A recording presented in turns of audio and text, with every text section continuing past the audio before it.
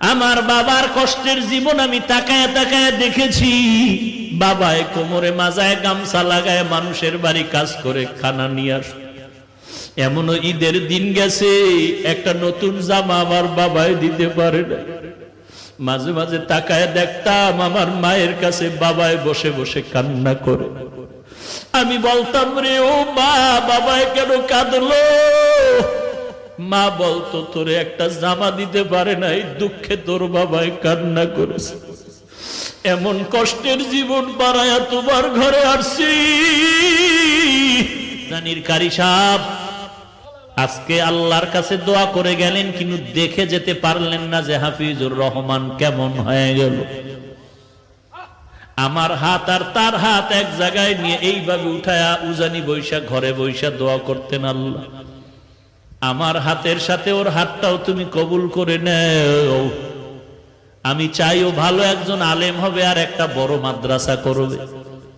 আজকে ঢাকার শহরে রমজানের শেষের দিকে মাদ্রাসা ঢালাই দিলাম 7,500 স্কয়ার ফিট ছাদ। মাদ্রাসা চলতেছে, কিন্তু কারি সাহেব দেখে যেতে পারলেন না সেই দোয়ার মাদ্রাসা। আমার বাবা মা জীবনে ভালো এলেম অর্জন করতে পারেনি, মাদ্রাসায় পড়তে পারেনি। কষ্ট করে করে, কত কষ্ট করে করে লেখাপড়া শিখাইলে, মাদ্রাসায় পড়াইলেন। আমার চাচা দাদা বলেছিলেন আর পড়ান লাগবে না, ছেড়ে দাও। আমার বাবায় যদি ঠান্ডা হয়ে যাইতেন, খোদার কসম এই পথে আর আসার কোন সৌভাগ্য হতো না।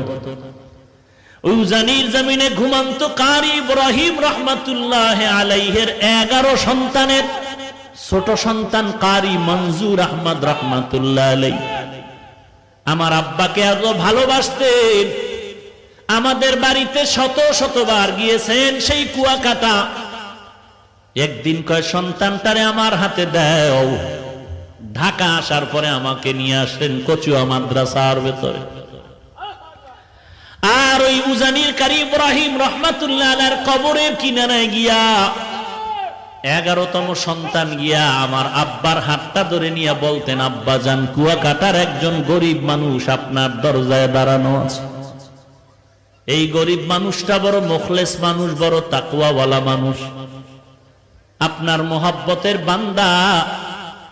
বাচ্চার মতো যেমন বাবার কাছে আবদার করে এমন আবদার করে, আব্বা জান, বাবা জান, এই গরিব মানুষটার সে কবর জিয়ারত করে, আল্লাহর কাছে একটু দোয়া করবেন, আল্লাহর কাছে বলবেন। আব্বা জান এখনো বলেন আর মাঝে মাঝে কান্না করেন।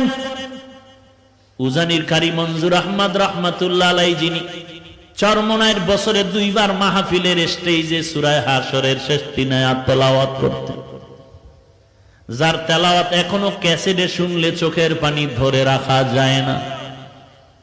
এরে নবীর উম্মতের দল, গাছ একদিনে বড় হয় না, আস্তে আস্তে বড় হয়। মানুষ একদিনে ভালো হতে পারে না। জানির কারি সাহেব কারি মঞ্জুর আহমদ 11 জন সন্তানের সর্বশেষ সন্তান। আমার মনে আছে বারবার আমাকে নিয়ে দোয়া করতেন, আল্লাহ ওই কুয়াকাটার সন্তানের নিয়ে আসলাম, তুমি তার একজন ভালো আলেম বানায় দাও আল্লাহ। আজকে আল্লাহর কাছে দোয়া করে গেলেন, কিন্তু দেখে যেতে পারলেন না যে হাফিজুর রহমান কেমন হয়ে গেল। আমার হাত আর তার হাত এক জায়গায় নিয়ে এইভাবে উঠায়া উজানি বৈশা ঘরে বৈশা দোয়া করতেন, আল্লাহ আমার হাতের সাথে ওর হাতটাও তুমি কবুল করে নেও। আমি চাইও ভালো একজন আলেম হবে আর একটা বড় মাদ্রাসা করবে। আজকে ঢাকার শহরে রমজানের শেষের দিকে মাদ্রাসা ঢালাই দিলাম 7,500 স্কয়ার ফিট ছাদ। মাদ্রাসা চলতেছে, কিন্তু কারি সাহেব দেখে যেতে পারলেন না সেই দোয়ার মাদ্রাসা। জায়গা নাই, 2-3 বছর ধরে বাইতুল্লাহর গিলাফ ধরে ধরে কানলাম, আল্লাহ একটা জায়গার ব্যবস্থা করে দাও। 3টা বিল্ডিং ভাড়া চলতেছে। অল্প অল্প টাকা দিয়া 11 কাঠা জায়গা বানা করলাম, 2-3 বছর লাগায় টাকা শেষ করতে পারি না। যাদের থেকে বায়না করলাম, বললাম ভাই, যেই টাকা দেওয়া হয়েছে এই পরিমাণ জায়গা দিয়ে দেন, আমরা টিনের ঘর করে ওখানে যাই, ভাড়া টাকা দেওয়ার সুযোগ নেই। পরামর্শে যখন সিদ্ধান্ত হলো আমাদেরকে দলিল দিবে, আমরা বাউন্ডারি ওয়াল করতে শুরু করলাম। 6 কাঠা জায়গা পাইলাম আর 6.5-7 কাঠা জায়গা পাইলাম না একই প্লটে।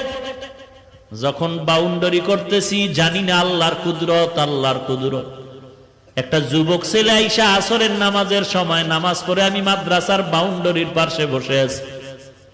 মোলাকাত করলো, আমার এক বন্ধু নিয়ে আসলো, বলে হুজুর এই যুবক আপনার পাগল। বলে হুজুর আমি 16টা বছর ঢাকার বারান্দায় কাজ করছি আর ঘুমাইছি, কত কষ্ট করেছি।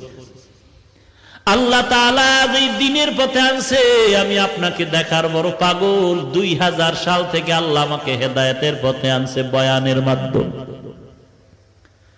আমি 40 লাখ টাকা দিয়ে একটা মসজিদ বানাইছি, আপনি জুমা পড়ায় একটু আমার উদ্বোধন করে দিবেন।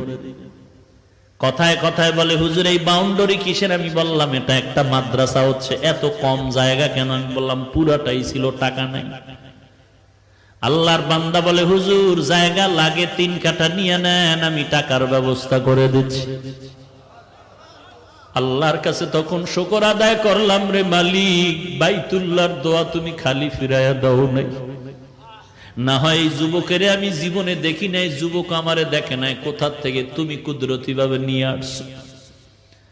এই রমাজানে ছাদ ডালাই দিব, টাকা নাই, কত কিছু দরকার, 700-800 বস্তা সিমেন্ট লাগবে, রড লাগবে, ইট লাগবে, 42,000।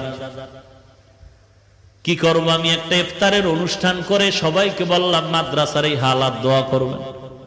এক বন্ধু বলে হুজুর সিমেন্ট যা লাগবে আমি একা পাঠায় দিচ্ছি ট্রাকে, আগামীকালকের থেকে 750 বস্তা সিমেন্ট পাঠায় দিলেন। আর এক আল্লাহর বান্দা বলে হুজুর আমি ট্রাকে আপনার 42,000 ইট আমি পাঠায় দিচ্ছি। রডের ব্যবস্থা নাই, এক আল্লাহর বান্দা রড দিলেন, কিছু আর এক বান্দা দিলেন। এরকম হতে হতে কাজ হয়ে গেল। দিনের কাজ এরকম বেজে থাকে না যদি ইখলাস নিয়ে চলা যায়।